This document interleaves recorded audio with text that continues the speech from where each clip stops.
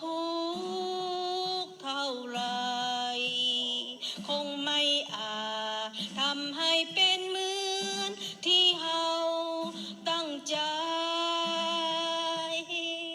พรุ่งนี้ถ้าหากจะเจอ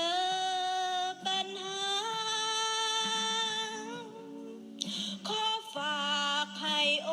งค์พระคิดนำพาให้ผ่านเหมือนใน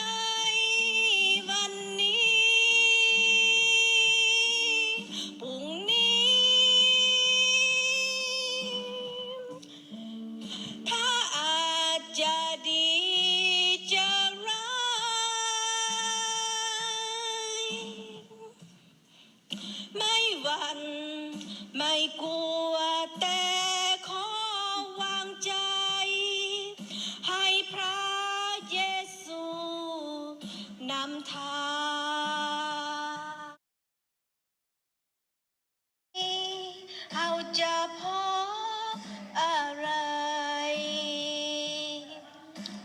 คงมีคำถามมากมายพอไม่อาจกะพรุ่งนี้จะเป็นเส้นไรไม่รู้เราจะพบความสุขหรือว่าต้องทุกข์เท่าไรคงไม่อาจทำให้เป็นเหมือนที่เฮาตั้งใจพรุ่งนี้ถ้าหากจะเจอปัญหาขอฝากให้องค์พระคิดนำพาให้ผ่านเหมือนในวันนี้พรุ่งนี้ถ้าอาจจะดีจะร้า